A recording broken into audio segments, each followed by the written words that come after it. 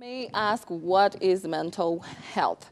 It's just the overall wellness of how you think, how you do stuff, how you respond to stuff, etc. And today we want to talk about how to look after your mental health. But first, let's give just the common types of mental health disorder. And I'm going to start with PTSD, which is postpartum traumatic disorder, stress disorder. How do you know that you post-traumatic stress disorder? My goodness, am I drinking water? Are you trying to talk about something? Are we about to get another child? I am joking. No. Girl. She can bow. She can bow. Anyway, Yeah, so post-traumatic stress disorder, how to know that you have it. Normally you get flashbacks of whatever happened to you. Probably you saw something traumatic happening to someone else, or it happened to you. So depending on the triggers that you have, you might, if you find yourself getting those kind of triggers, having to remember, getting flashbacks of whatever happened to you, then you might have to consider seeing a doctor to just confirm or rule out PTSD. Other people start to overthink. You just think of everything. Wherever you are, you think someone is coming to get you and such things. And also you start getting nightmares. You avoid situations that bring back the trauma, and maybe you might experience some anxiety or depression. So some people might never recover from it, but we have a few people, a certain percentage of people, a small percentage of people who have actually recovered from it. So kindly go and find out how you can also recover from it so that you can move on with your life peacefully and comfortably. Yeah, and like we know, PTSD is definitely a mental disorder that I think a lot of us have gone through, especially depending on what traumatic situation you've gone through. And it doesn't always have to be like the most craziest thing that has happened, just something that was really traumatic to you, even losing a job, even losing a house, losing a family member. That can be really traumatic, and it can bring back a lot of flashbacks of those types of experiences. We also have borderline personality disorder, which is basically when you can have, here's some of the signs that shows that you might have borderline personality disorder. Because at first when I saw this and Katomi said, let's tell you that she's the one that's closest to you, I was like, girl, what you talking about? That's what she said, by the way, the one that's closest to you. But as she was there saying the signs, I was like, Probably. But some of the signs are a fear of abandonment. You know, like you feel as if like the people who are close to you that you never know when or they can leave you. That also, I think, can also go into PTSD. Like, you know, if you were left by your family members, if a close parent has gone away or died, then, you know, you can have a fear of abandonment, and the people who are close to you, like, you really hold them dear. There's also extreme emotional reactions. You know, you can be really, really, really happy, and at the same time, like in a snap of a finger, you can be extremely upset, and you can be extremely, like, you know, disappointed. Like, basically your emotions are all over the place, and anything can trigger the change in emotions. There's also panic and anxiety attacks, and like a constant state of being frantic. You know, you're just always just like, there's something that's busy, like you're always trying to keep yourself busy, you're always trying to figure things out. You're just like never in a state of just being calm and everything. Like, you're just frantic when it comes to your emotions. And last but not least, we also have depersonalization, which is basically when someone is not feeling human characteristics or individuality. It's basically when one's thoughts and feelings seem unreal and as if they don't belong to yourself. And you know, sometimes we have those times where you're like, I don't feel like me. I don't feel like myself. I don't feel like the regular Ayuma that I'm used to being, So that is definitely one of the signs. And we're going to take a look at how we can go ahead to combat those different signs and everything, so you can get rid of your borderline personality disorder. But it's not really getting rid of it, it's just kind of managing it. But one of the things that you can definitely do is to shock your body out of that state. Yeah, so for example, if you're there feeling a lot of anxiety and you're constantly panicked and frantic and everything, then you can do something that will get you out of that mindset and everything. If that means, like, you know, maybe pinch yourself, you know, to like remember, like, okay, this is real, this is whatever is going on is just in my head. maybe if you now put yourself into like, get yourself into work to get yourself out of that state of mind, talk to somebody that's really, really helpful, that can also get you out of this state of like anxiety and everything. Absolutely. And apparently, according to research, now that people have gotten into the research of this particular disorder, borderline personality disorder, it's been discovered that the pain that you feel, because like Ayuma said, you feel a lot of pain and anxiety, it can be equated to you getting third-degree burns. Like, third-degree burns is like pretty much your whole body is gone. Like, you've been burnt all over, and that's instantly. Every time you're in like that state of your personality disorder is kind of reacting with you, you just kind of feel like you're burning. And physically, we can't see what's going on with you. So we can't really tell you, okay, girl, something's wrong. You would just feel it internally, and you're trying to explain it to someone, but because there's no physical evidence, then people just assume, you're being dramatic. But in actual sense, the pain of losing someone, like the abandonment pain, it can feel like you've literally been burnt.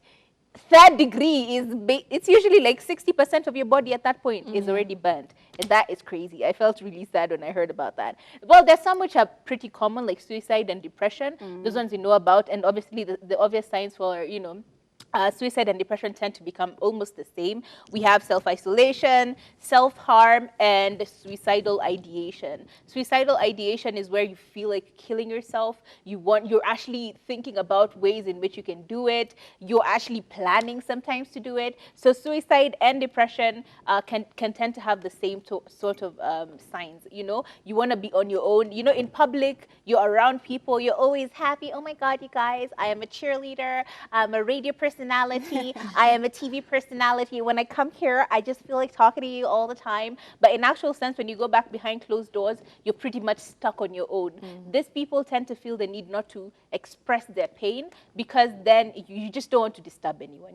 When you're depressed, you also are afraid of people hating you, or you just feel like people don't want you anyway, and even if you died, it wouldn't have made a difference. And so you really don't want people to know what you're going through, because that is already tormenting you inside. And don't forget, we have the bipolar, which is also a very big one. Bipolar complex, where people tend to have like more than one personality. Sometimes it's a split personality. So you've ever seen people saying, I have an alter ego. Now, with people with bipolar complexes or bipolar disorder, tend to have that extreme split in personality, where it's like the brain shuts off. If you've gone through trauma or whatever, you will completely shut off. You become a whole other person. For example, I have a Faith who's Katomi, who is still Katomi, and then I have Faith, and Faith is usually like a cop. So Faith will come up every time someone is trying to attack me.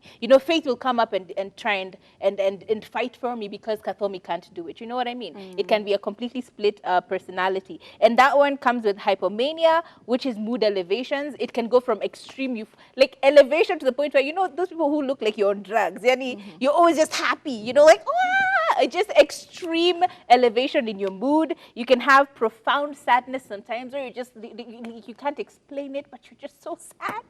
And there's nothing you can do about it. And then you have suicidal thoughts as well. So those are the major signs for that. And then I think we'll just quickly scan through schizophrenic disorder as well. This one is the one which is exhibited mostly. When you see, like, I don't want to call them mad people, but you see those guys who run the streets, they kind of look like they're not in their right state of mind. They're collecting garbage, talking to themselves. Those people are oftentimes schizophrenic. And some of these signs at the very beginning can be anxiety, paranoia. That's when they say, I'm being watched, someone is trying to kill me, stuff like that. Like, you're extremely paranoid, and then you're extremely depressed as well. And you will feel like you can't really get to your full state at that point in time, because like, if you're paranoid, you're paranoid. You're not in your proper state of mind where you're like normal, you're just chill. You're extremely feeling afraid of something, someone is trying to kill you, so it's hard for you to switch that. So those are some of the, I think, the most commonly known ones. If you feel like you have any of these signs, I feel like it's important for you to talk to a physician, talk to a psychiatrist or a psychologist, and they can be able to help you out. It could be mild, because sometimes people have like mild bipolar disorders, and all this can be very mild. So it's important to know how what it is, get the diagnosis, so that you can be able to properly curtail it.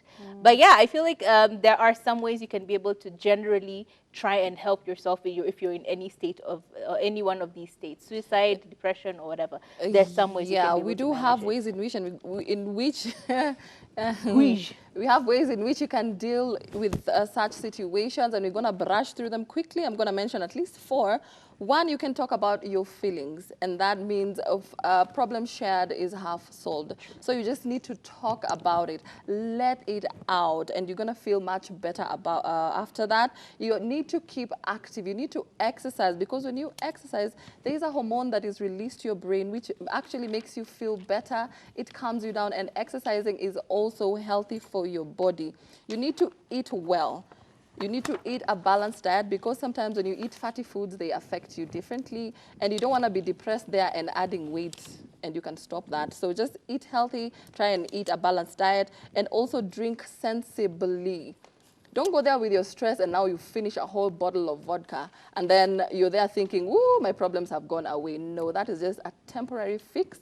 So you just need to, if you have to drink, just kidogo too, but not just, don't drink and think that all your problems are going to go away, because they won't go away. Yeah, and especially for the drinking thing, honestly, when you're going through certain mental issues, I would avoid alcohol completely. And it seems like the one thing that you think that is really going to help you, or any other type of drug, that's the time to avoid it completely, because it will now take your state into another higher level of that. If you're feeling depression, maybe now because of the drugs and alcohol, you can now go into suicidal thoughts and everything. So you really want to stay away from any type of drugs and alcohol. Also, you need to keep in touch with friends and family. Talk about what you're feeling. Talk about what you're going through. Let anybody who has ears listen. Because even though you feel as if you're alone in this situation, most likely you're not alone. It's just that the people around you don't know what you're going through, especially if you have those type of personalities where in public you're happy, you're great, you're fine, and then at home is when you have those, mental health issues and everything. You should definitely ask for help as you're talking to people,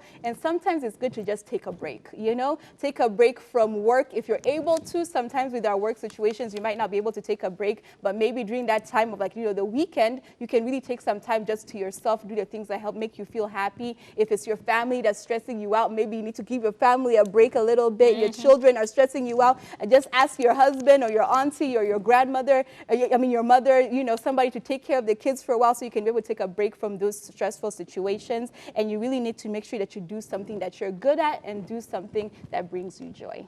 Absolutely. And when it comes to particular ones or particular disorders like schizophrenia, for example, you tend to find yourself inclined towards the direction of, you've done something, yes, it's your fault, but now you don't come out of that. Like, you're not able to come out of that mood of, oh my God, I messed up. I really, really messed up. You're stuck there for a long time, and that can lead again to depression. And then it escalates. Every time you put yourself in a situation where you're thinking inward and you're not being able to come out of that situation, it escalates and it can lead to many, many problems. Don't forget, there is stigma attached to a lot of these things. For example, I was joking about it, but it's very serious. For example, PTSD. You tend to find that people with PTSD tend to be, like, if guys from the army, for example, they're back home now, they've been in the army, Kenya, and whatever one you were in, you come home and you're having weird reactions to stuff, or your PTSD is actually getting escalated. You find people saying things like, huyu alikuwa kwa army, wanakuanga hivyo.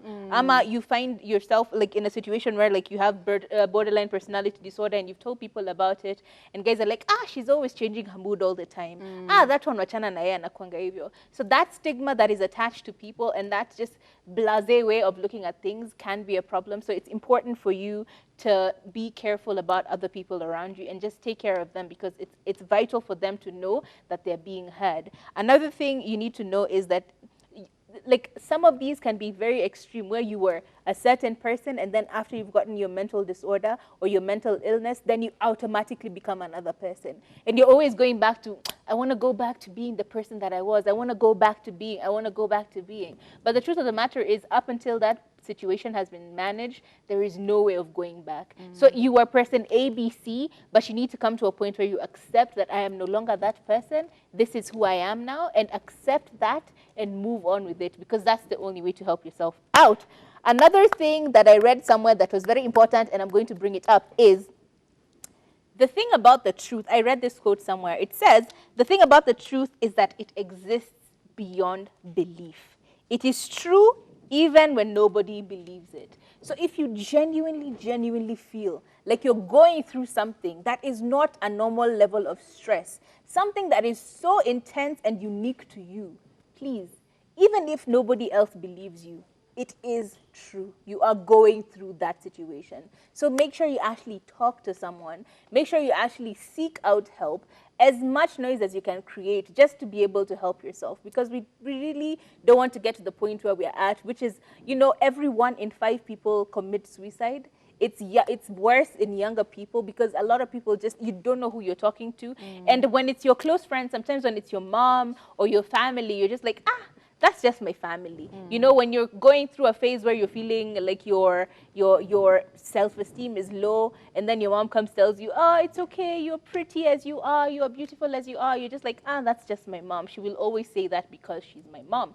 But the truth of the matter is, it's important for you to be able to speak your truth. And another very important thing, people around you that are going through mental health issues or mental illness, it's important for you to try and amp up their self-esteem, because once they've checked their self-esteem, then everything gets a little better. Yeah. I know I've said a lot. Let's just move on. Yeah, I've just read something here and I had to laugh out loud. But anyway, Diana says, I love the way you girls look. You look hot today. Ayuma, who dressed you today? Oh, yes. Ooh. I'm loving this outfit that I have on. I wish I could stand up for you nicely and show it off. But his style has got me looking amazing. You can go ahead and check him out on Instagram. That's at HIIII_style. And they're honestly, they got me looking good. They've done an amazing job. So I'm just going to sample just 2 or 3 of your feedback, and then we get to game. Hi, ladies. I miss you all. Looking awesome. Alex Tin from Rungai, we see you. Diamond political view is his own view, and that cannot change how talented he is. I agree. Hello, Cynthia from Mombasa. You girls look amazing. Thank you for the topic today. Mental health is a very serious issue. People are not aware of it. The way we live in modern times has greatly contributed to many people having anxiety and depression. Meditation and controlled breathing helps. Thank you so much, Emma James. Oh, that's really nice. We see you, Hilda from Tindigua as well, by the way. We see you. And Chebsi from El Taret. We see you as well.